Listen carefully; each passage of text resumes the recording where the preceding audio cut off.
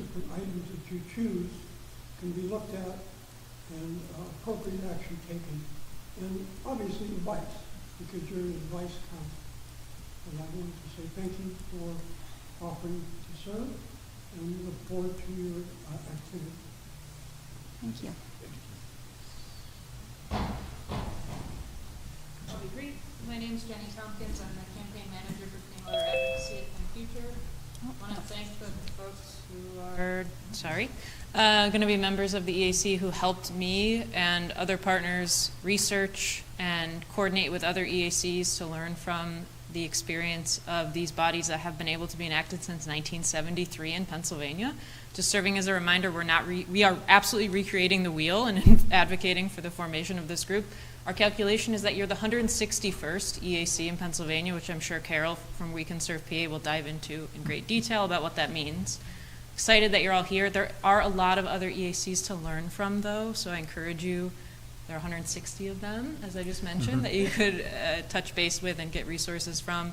And we, in researching this idea and doing outreach about it, gathered a lot of resources like bylaws that you are going to be thinking about before your next meeting probably. So I'm always happy to be a resource too, and We Can Serve PA is the statewide resource for EAC. So don't forget that those exist. Thanks. Anyone else have another public comment? Anyone else? Okay, great. So we'll move on to new business, and there is not going to be a meeting in December. I thought maybe we could schedule it, but I think just because of the holidays and where they fall, we are not going to hold a meeting in December, which would take us to January. And at that meeting, I also would like to bring 2 other presenters.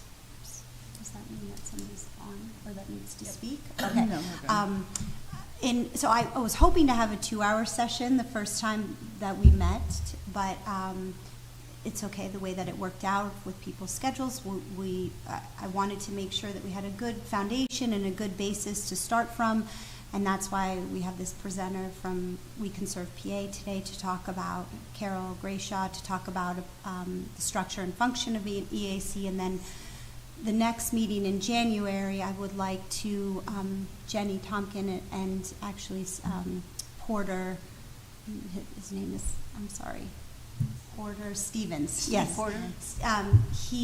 They're going to both give they're going to talk about really the history and the work that's been done up until this point, because a lot of work has been done in this realm.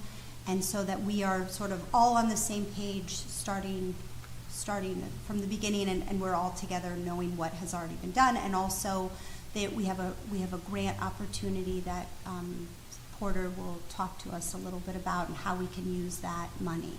So that's next time. Also, I wanted to mention that December 14th, which is in just 2 weeks, at 10 a.m., we are scheduled for the mayor's press conference.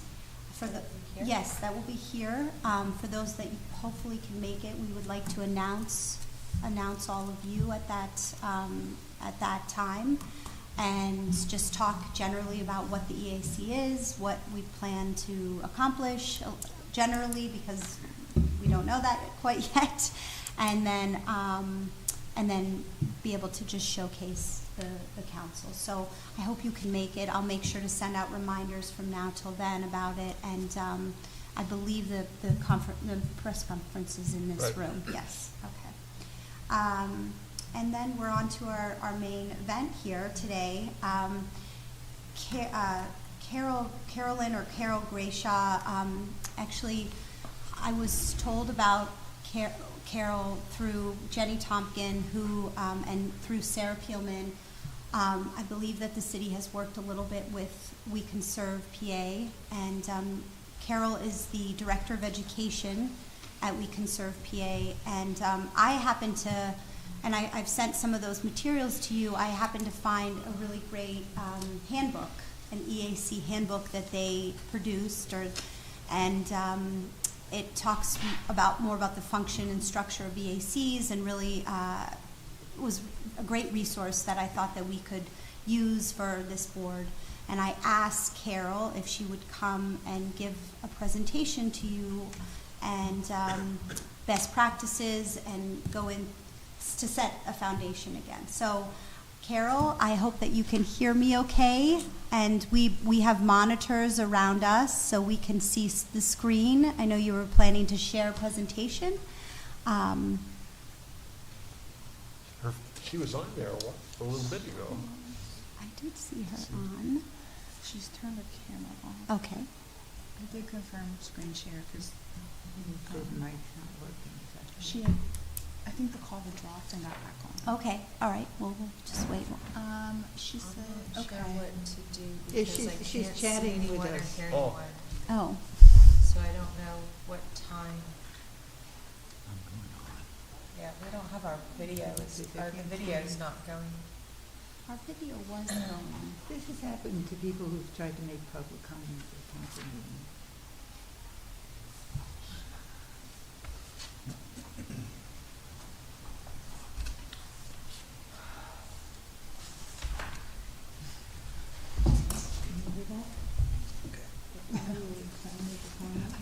Can you hear me? I'm thinking of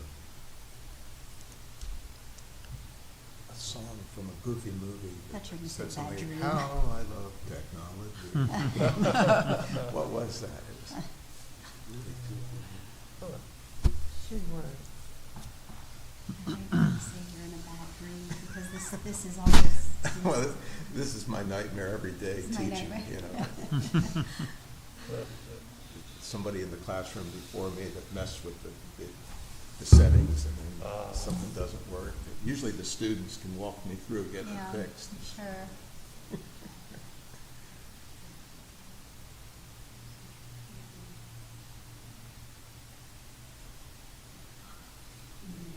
I remember that was very impactful for me. I remember in school seeing that, the bird.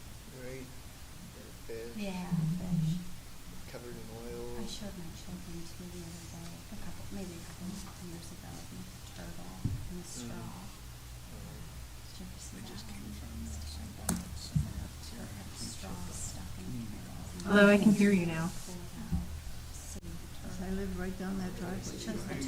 Okay, so the person who sees the job, I go there, greets me, and she suddenly says, It's probably Cecilia. Hey, Carol, you able to hear us? Yeah, I can hear you now. Awesome. Yeah, they asked us to get him on. So we do have your audio, just your video has not popped up. Okay.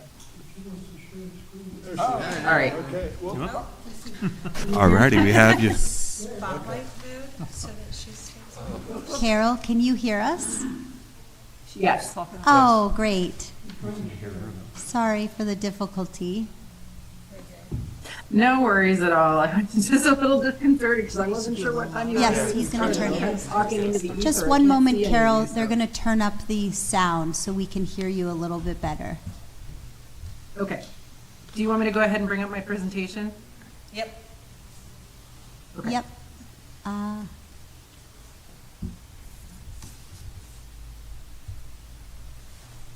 Carol, I introduced you, but there might be something I'm missing. I just said that you were from We Conserve PA and that you were the Director of Education.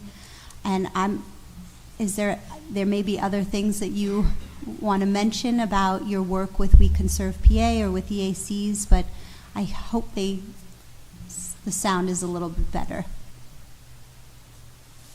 Okay. Can you hear me now?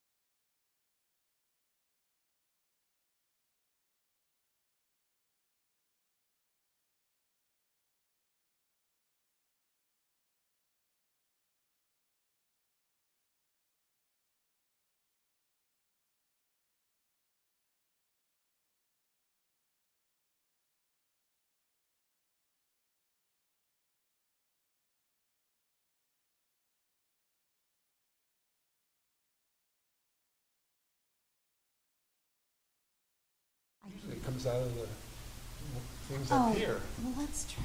I don't know why it's down there. You're back. So it's just coming out of the laptop? There we go.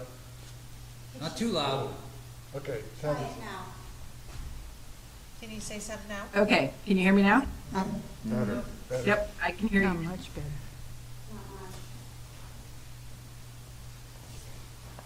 Does the speaker go to 11 or? It's at, Does anybody remember that? it's at 89 right now. Try to talk a little bit. Hello, hello. Okay, that's Testing. good. Good enough. Okay, I think we're good enough now. Okay. I'm sorry All right, about that.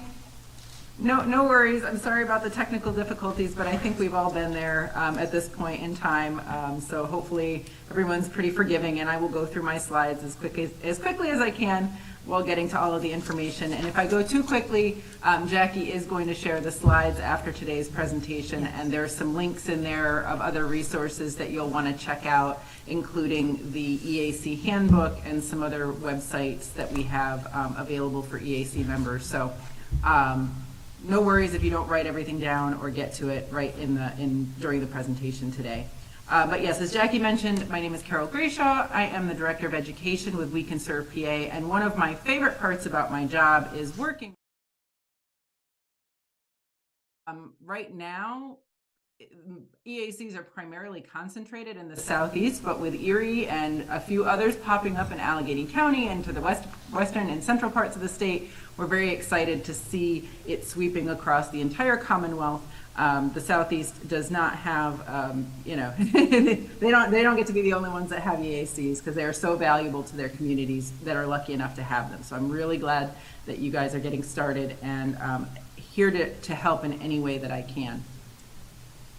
So we'll go ahead and get started today. So a little bit at the beginning of this presentation is going to be pretty basic. It's going to be a review for most of you, but if you're not familiar with an EAC before your service on the Erie EAC, we'll just go through this quickly. So environmental advisory councils are officially created advisory bodies of municipal government. And that word advisory, that's going to come up a lot in my presentation today. EACs are authorized by Pennsylvania Act 148 of 1973, which was amended in 1996. And any elected official or a resident of a community may propose the establishment of an EAC, but the establishment of the EAC must be passed by an ordinance in order to go through. And EACs advise local government officials on matters primarily of environmental concern. Tasks undertaken by EACs are determined by the needs and priorities of the municipality that it serves, and these priorities may change over time. So while you can look at what other communities are doing to get ideas for projects that your EAC can undertake, your priority list is really going to be developed based on the needs of your specific community. EACs may identify areas of environmental concern and recommend actions to be taken. So some examples of this could include organizing stream cleanups, water and or air quality monitoring, advising on recycling programs. A lot of EACs will do like battery recycling or e-recycling or paper recycling days. They'll set those up with community groups. Researching and advising on alternative energy programs, habitat conservation and restoration projects, and invasive species removal. EACs may make recommendations for the use of open space areas within the territorial limits of their municipality. They can they can advise on open space protection programs. They can advise on trail and greenway development. They can engage in site plan review and advise on habitat conservation and restoration projects. They can promote community environmental education programs, so that could include trail stewardship training, habitat conservation and restoration workshops, invasive species removal and identification, pollinator plantings, rain barrel workshops, and any other public education on environmental issues that is deemed necessary. They can index unique natural areas for the purpose of recommending proper use, so that could include doing environmental resource inventories, engaging in advising on stormwater management plans, sustainability, or climate action plans. And they can advise on the acquisition of real property within territorial limits for environmental purposes. So again, for open space protection, for trail development, and they can also engage in site plan review. Individual EAC members bring a wide range of experiences to their engagement on the EAC, and they use this expertise and experience to research issues, develop policy proposals, and to help inform decision-making at the local level. They can also lead on-the-ground projects and plan for new initiatives and or lead education efforts within the community. There are a few prohibited activities, a few things that EACs don't do. EACs do not make land use or other regulatory decisions, they only advise. They do not take the place of planning commissions or parks and recreation boards. Instead, they work collaboratively with these groups in order to advance similar goals. And they don't engage in independent environmental advocacy because an EAC is an integral part of local government. They need to be on the same page as their local government. Some essential tips as you get started. It's important to always work with, not against your municipality. So understand your local government structure, who works where and does what. It's a good idea to be familiar with your local ordinances. And when you're setting your project priorities for the year, for the 3 years, whatever, it's important to share those ideas with elected officials early and make sure that you have the support you need to move ahead with those projects. And again, when you're dealing with other members of your EAC and elected officials or municipal staff, it's important to always respect differing points of view and approaches to a problem. All this goes back to building relationships. It's really important to build strong relationships within the council itself and also with your municipal staff and board. So some ways to do that, to attend meetings of other municipal boards and commissions and invite them to do the same. See and be seen. Have folks get to know you, know who you are. Get to know your local elected officials and underscore the role of the EAC as a resource to be tapped in those meetings. And it's very helpful for an EAC to have a staff liaison to sort of help build those relationships and those ties. Organization will be key to your success as an EAC. You must prioritize your projects, set up systems to evaluate your progress, and keep detailed organizational records of your activities. So this is sort of where you all are at this point. We've gone through a little bit. Does anybody have any questions at this point before I move on? Okay. Hearing none, we will move right into the next section.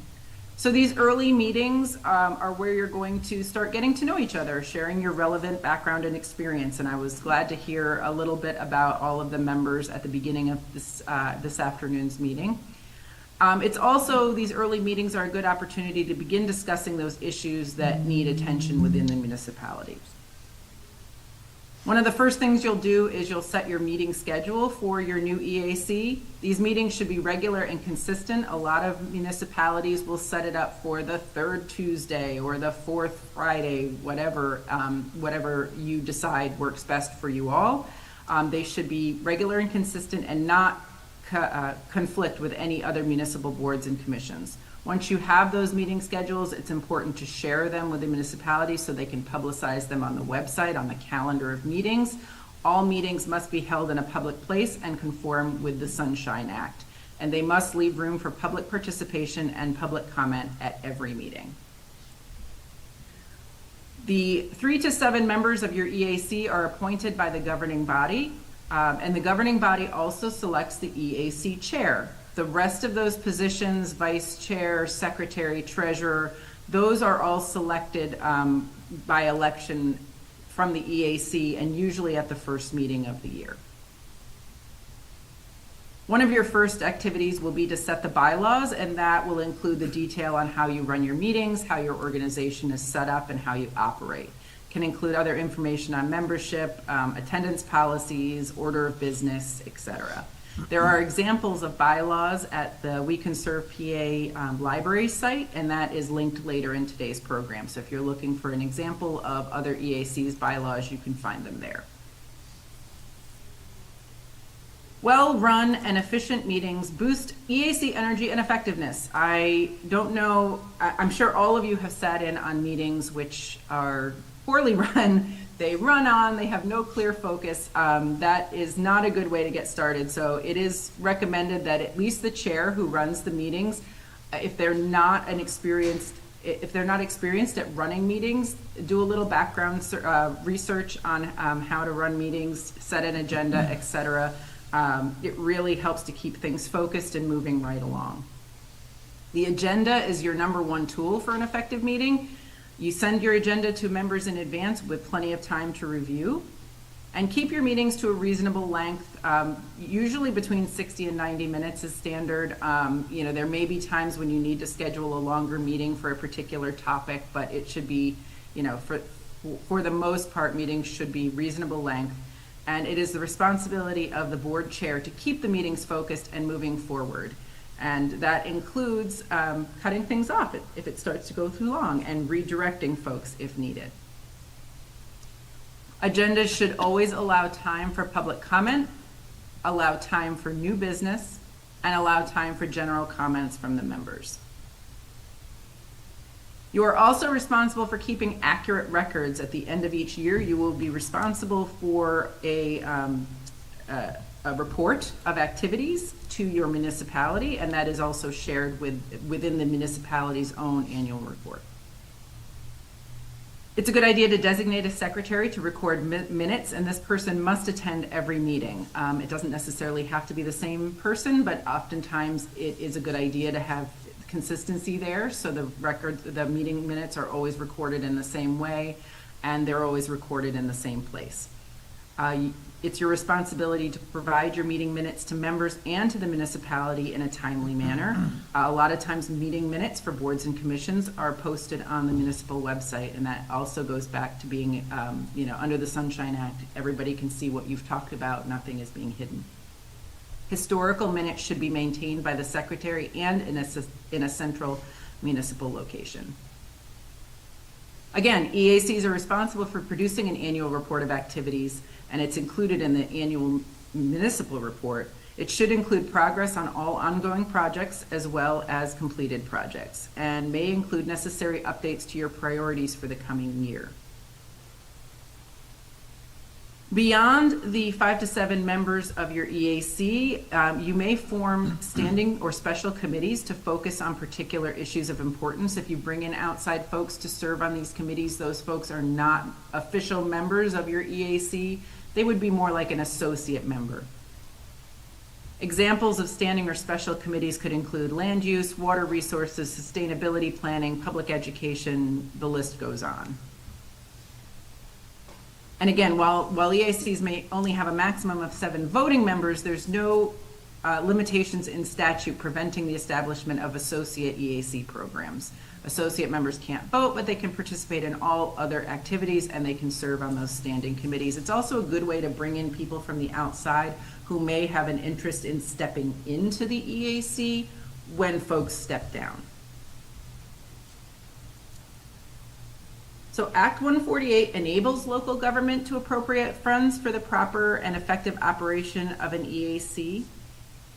The amount of the appropriation is determined by the municipal government. It should be enough to cover basic expenses that enable effective functioning. So some of those common expenses could be printing and distribution of meeting and educational materials, affiliation dues payments for their members, registration fees, travel expenses to attend conferences and other professional development, and speaker and consultant fees for public education. You want to bring in a speaker, venue, rental, stuff like that. Typical expenses that you would think of. Some other funding sources that the EAC can look to: private donations, they can hold fundraisers. EACs may receive state, federal grant funding by applying through their local government, or they may partner with NGOs to access foundation grant funding, but always discuss your plans to apply for any grant funding with your municipal staff and/or elected officials before applying to such grants. Because again, with public funding, your municipality has to be, oftentimes will have to be the grant holder, and they may have a plan to apply for that same grant for another project. So you always want to be on the same page when applying for grants. And certain municipalities, the EACs really don't engage in grant writing. They have a person on staff that does that. So if there's a grant you come across that you're interested in potentially going after, you have to talk to your municipal staff first, and kind of get the lay of the land, see how your municipality does it, and go through the proper channels. Here are those resources that I talked about a little bit earlier in my presentation. So each of you should either already have received a link to the EAC handbook, or you'll receive a link to it after today's presentation along with these slides. That's a really great way to dig into the nuts and bolts of EACs. I took all of the information from today's presentation directly out of the handbook, so it's all there, whatever you need to know. The resource library can be found at library.wecanservepa.org. That's where you're going to find those bylaws. You can also find things like sample ordinances, past EAC training videos, etc. there. I highly recommend that EAC members sign up for our monthly newsletter. We share out a lot of information about what's happening with other EACs throughout the state. Also, grant opportunities, training opportunities, etc. It's all in the newsletter. It comes out about once a month. We have a peer support forum.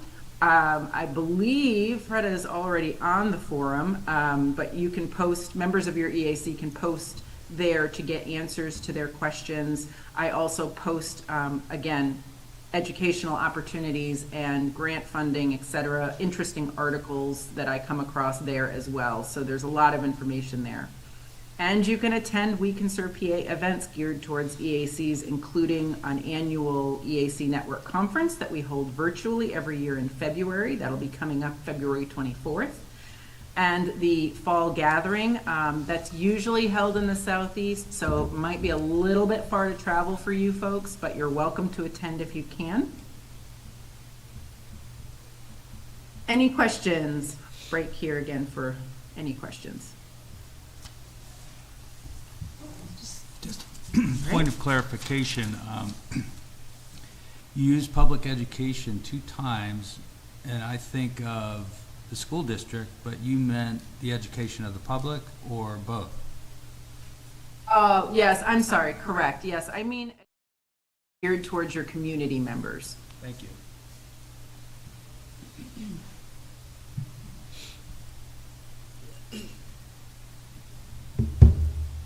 Anything else? Nope.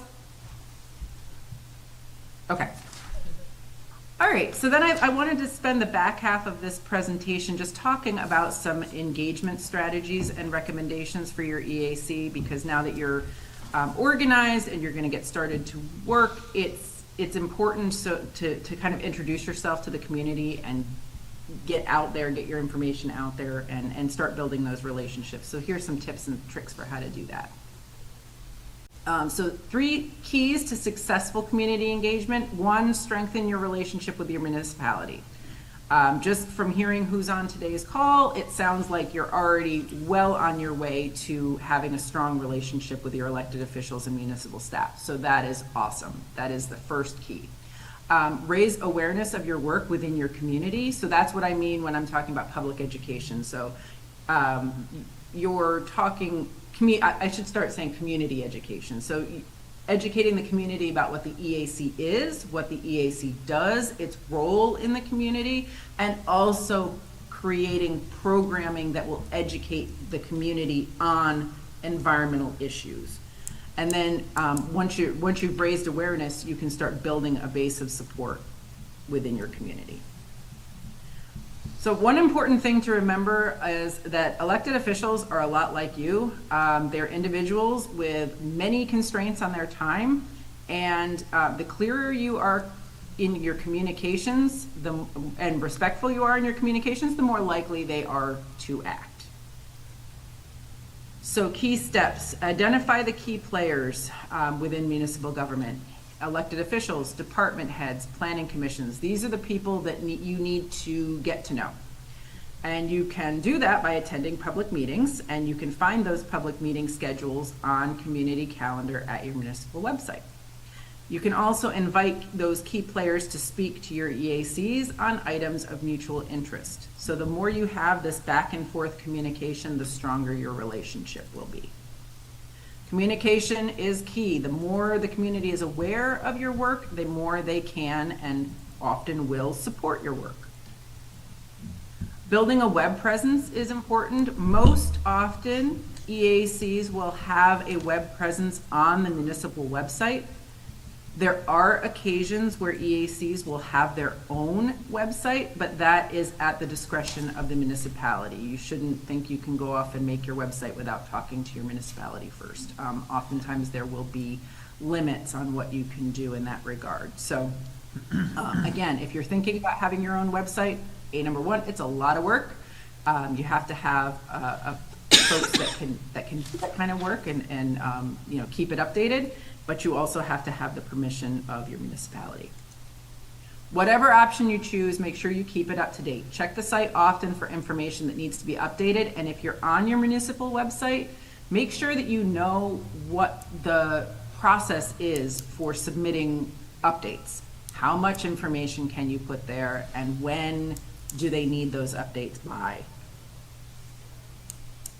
Facebook can be a good option for EACs who want to have sort of their own more self-controlled web presence. A Facebook page is public-facing and allows your EAC to control the information that's posted. You can also set up a group. This could be public or private. It could be just within members to communicate with each other, or it could be more public that members of the Erie community could join.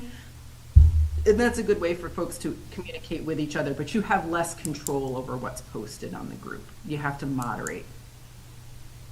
Considerations for Facebook post frequency. Again, you have to know what your capacity is as a group. You can start with just a few posts per week and work your way up to more. Consider what content you're going to prioritize in your posts. Generally, information that's relevant statewide or regionally applicable is good. Environmental best practices that are generally applicable, that's good as well. And moderation. So I would recommend developing a policy and assigning responsibility of moderating public posts and comments to a specific EAC member or members. And that way, if you have a policy, everybody's following the same policy.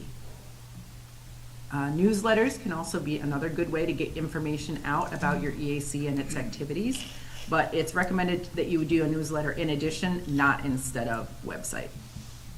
Couple options. Municipal newsletter, you can get information into the municipal newsletter, or you could have your own sort of e-newsletter.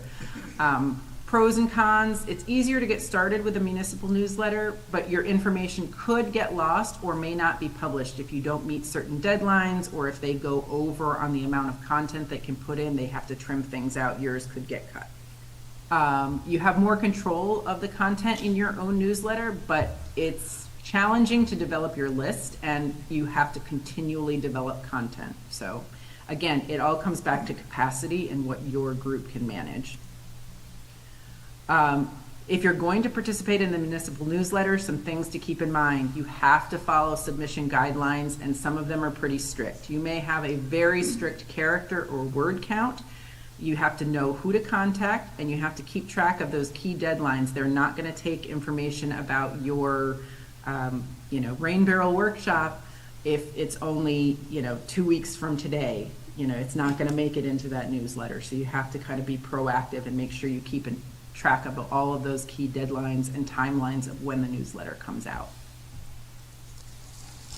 If you're starting your own, there are different platforms that you can use for list management. You could go as old school as an Excel or Google Sheet, but you could also use some fairly low cost options would be MailChimp or Constant Contact to manage your list. You could set your frequency, quarterly, monthly. Again, your capacity will determine this. Probably quarterly is a good place to start if you're doing your own. That way you're only trying to come up with content for 4 times a year. And then in terms of the logistics of developing content, it's a good idea to appoint an EAC member to manage this, and consider having a template design that you can just fill in the blanks every month and you're not reinventing the wheel every month. So EACs don't have to go it alone. You can identify what other groups are doing in your community and find ways to help. That's a good way to get started and also to build relationships. You can work with other community and nonprofit partners to expand your reach and effectiveness. So some potential partners could include local or regional groups such as Boy Scouts, Girl Scouts, churches, libraries, schools, watershed associations, neighboring EACs, colleges and universities, planning commissions, and grassroots organizations, or there's statewide organizations that you can partner with, including We Can Serve PA and some of the others listed here. So for those educational opportunities that you're providing to your community, you can get inspiration from the work that other EACs have done. You don't have to reinvent the wheel. All right, that brings me to the end of my presentation. If anyone has any questions, my contact information is also here if you would like to follow up with me after today. But I'd love to hear from you. I love my work with the EACs, and I'm happy to answer any questions that I can. This is Jackie. Carol, I just want to say thank you for that presentation. I know that I've looked through the guidebook, and I encourage, if you haven't looked through it yet, to I can send out the link again to look through that a little bit more. It's very easy read. It's very user, it's easy to understand. And some of the other resources that you mentioned in there, I'm excited to look at, like the forum, and get involved in that. I think that would be very helpful if we have other questions that we can bounce off other groups and see what else is out there. So, thank you. I do have a few comments about some things, but I'll hold that for the end. Carol, one of your last slides had provide educational opportunities. Could you go back to that? I'm not quite sure what that was referring to. So this is, an opportunity. Some EACs will do things like rain barrel workshops or pollinator planting workshops where they train community members on specific environmental issues. Okay, so related to some environmental issue. It could be a range of topics.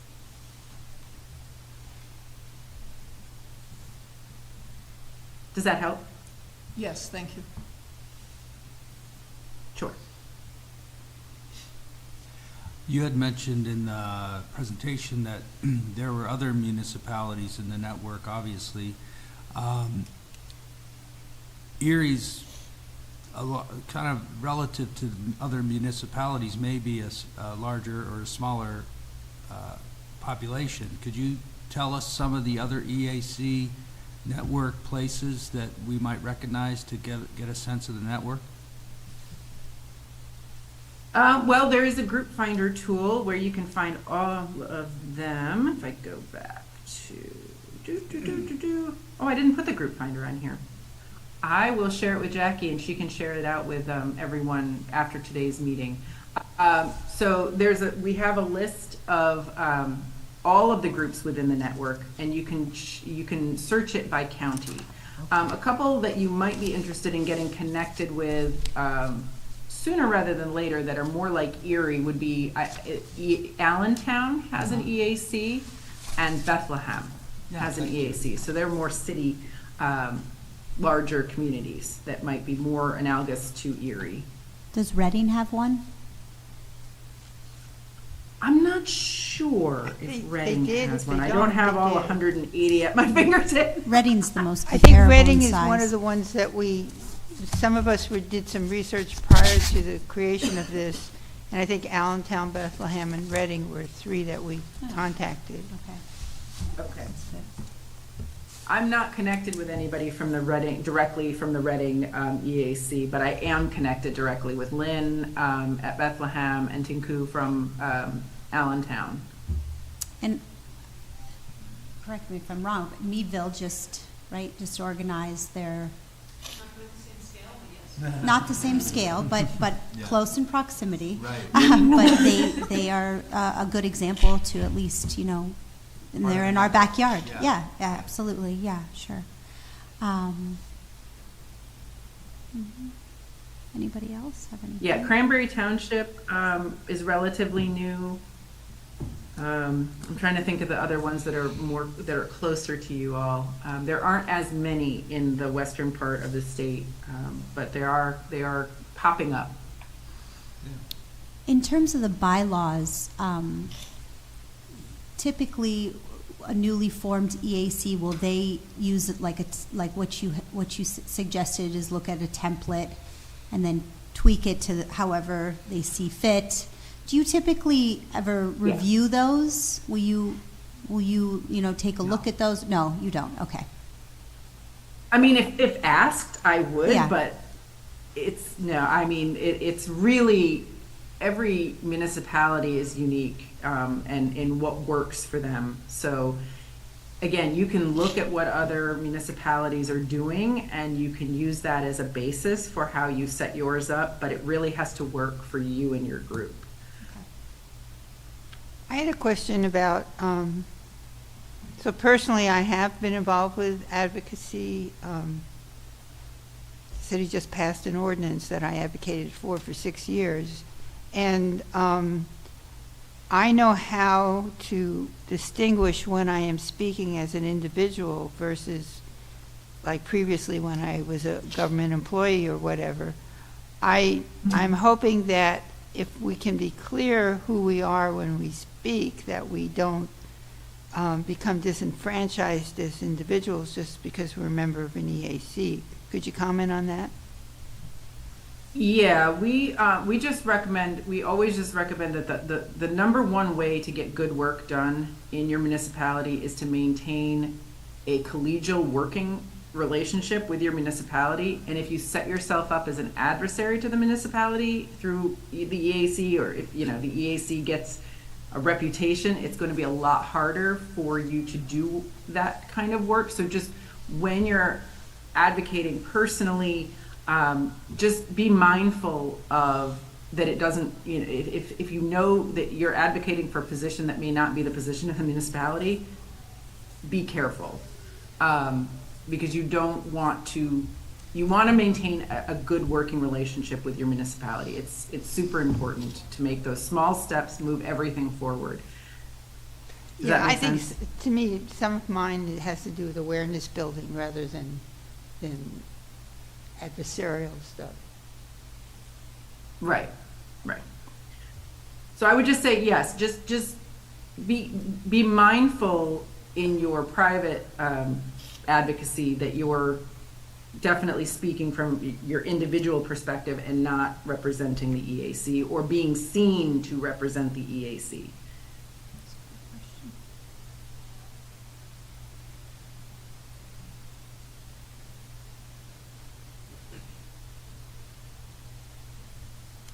I feel like we're going to have a lot more questions later once we close. But no, if there isn't anything else, I thank you for your time, Carol, today, for presenting. I will definitely send the presentation slides out to the group, and I can send the other links too that you mentioned that you, I think it was the Finder, some kind of Finder. It must be on the website as well. Yeah. So if I could It is, but I'll send you the link in an email. Okay, if I could just make a few quick comments based off some of the things that are more at the city level. I wanted to mention that we are in the midst of rolling out, well, not quite, but we're in the midst of redoing the city's website. So this might be a good time to, again, well, we are hopefully going to have a much easier, friendlier website. But this might be a good time if we want presence for the EAC. This, I can certainly put some placeholders in for the consultant to make sure that we're built into that new website. So that's one thing I wanted to mention to you. I did like the idea, if you wanted to do a Facebook presence, absolutely having some kind of policy in place before we would go live to handle certain comments, and then the responsibility of who would manage that page, because I've had a little experience with this. If you create a Facebook page and you do not manage it, or you have somebody taking the lead, then it means nothing. So I like the idea of making sure we have that in place. In terms of the regularly scheduled meetings, I know that was a little painful for me, and I'm sure for you, but as we were set, Kat has helped to put that on the schedule, so we are set for next year's meetings. I know that December of next year falls on Christmas, but we can still have a meeting in December if we would like, but we will have to pick a different date, so it won't be the third Wednesday. But as far as the meetings go, we are all set for the following year. I will go ahead and post those to the Times. We'll post the full schedule so that we don't have to do it again. In terms of the governing body and selecting that, I'm not sure if that's something you want to do today. If you want to do it next time, I think that's fine. And establishing the bylaws, we can certainly have some back and forth in terms of just sharing information with the bylaws, and then we can discuss that further at the next meeting, unless you would like to move forward with that at this time. Didn't it say that the municipality makes the chair, so? Yes, that's right. The governing body is made by the municipality, but you can do the other seats. We can choose the other seats, but I don't know if it makes sense to do it today. I don't think so. I think it would, we'll save that maybe for the next meeting or the meeting after. And I'm happy to send out a few samples of bylaws that I find, or if you all want to circulate others that you find, that's fine too. In terms of record keeping and the annual report, any minutes or the agenda I will house on the city's server, and I'll make sure to keep those logged and dated so that we have an accurate, all the minutes we'll have saved into our accounts here. I just wanted to mention that. And then also the grant writer, Carol, you mentioned something about grant funding opportunities. The city does have a grant writer, and so her name is Karen McKenna. So if there are opportunities that you want to go after and you feel that it would fit into this board and to our mission, then we can bring that to the grant writer, and she can assist us with applying for that. So that's a great resource that the city has. We also have a grant team here as well. So we have a grant administrator and a grant accountant to help in this process. I just wanted to mention that. No, there was one other thing. Does the city have a newsletter? I just asked Kat that. No, I didn't right? think so. Not at this time. The city does have social media pages, a website, obviously. A calendar. A calendar. Oh, that was the other thing. If there are, and you don't have to decide this today, but if there are other meetings that you want to attend, I can provide you also with or Kat, we can work together to provide you the meeting schedule and times of when, if you wanted to attend those. That would be helpful. Sure, virtually or in person. I think almost all the meetings, there is a virtual option, or not a virtual. You can watch remotely, but not participate. Okay, you can watch remotely. And then they're recorded and they're on YouTube, so if you miss a meeting, you can always go back, which is nice. So what is the relationship of this group to the Urban Forestry Group, the Planning Commission, and the still in process, park, whatever they are. Parks and Rec Steering Committee? Yeah. What is the relationship? Of this, I mean, there's definitely some potential for cooperation. Yeah. Especially on potential grants, and, you know, the whole universe of the pollinator vegetation thing, and it's kind of, there's sort of a gray overlap with urban forestry and Sure. even parks, so it would just be nice to know how. Well, I think once we establish the framework for our priorities and framework for this board, I'll speak to the Parks and Rec. So just, the city received a comprehensive Parks and Recreational plan, grant, I'm sorry, from DCNR. And we are in the midst of establishing the steering committee for that group. The EAC, we would like one board member to sit on that steering committee. We have a member of the Urban Forest Committee. We have a member of, we'd like an EAC, Disability Roundtable. We're trying to get an inclusive, very inclusive group and diverse group of people because it's a citywide comprehensive plan.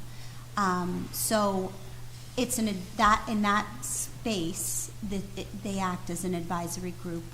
So and are they they assist. they're Yeah. only there till the plan, or are they gonna have a life after the plan is established? At this moment, it's just for planning purposes, that steering committee, so they will help with selecting a consultant after the RFP goes out. They will be involved in being the voice of the community, recommendations, making sure that whatever committee you are representing is those priorities are put into the plan. So that's one example. However, I think there's a lot more room for this advisory group in different departments. I think I like what Carol said about having an open dialogue and an open collaborative partnership with our council members, with the municipality, with the city, and then with the different departments, and making sure that the priorities that we have in place are being infiltrated, if you will, into all aspects of the city, so that even Public Works, there's that component of that dialogue between the different departments, historic preservation, planning, that type of thing. So I see a lot of presentations and discussions and bringing members of the different departments in to speak to you and to have an open discussion to make sure that those priorities are also set within what their mission and goals are within the department. That's speaking from internally. There's a whole other component that we saw, that's the community education and the focus groups that are allowed, and I think there's a lot of flexibility there of being able to work with other groups and focus in on certain needs and priorities. So, anything else? I'm taking you 10 minutes after. I'm trying to keep it to an hour. I know that others have other jobs to go to, but no, if anybody has any other comments? Yeah, I thought we were here for No, 2 hours, so. we didn't do the 2-hour session because it was difficult for some to do the 2-hour session. Plus, I thought it would be nice to just break it up. But we are going to have another kind of training session next time. Yeah. And before we're done, I'd like to offer everyone here one of my pens if you'd like. Every other time you extend the ink, they light up every other time. It's got my name on there. It says, "Please help me bring more jobs and more people to Erie." What kind of battery? I would definitely take one of those two pens. You take one? Absolutely. Take one. Thank you. You needed that at the start of the meeting. Oh. Me too. Oh, green button, there we go. Okay, well, thank you so much, and I'll be in touch Get all the with... pens. I will, yes, thank you, and... I'd like to move that we adjourn. Sorry? I'd like to move that we adjourn. Oh, yes. Second. Great. Thank you. Very good.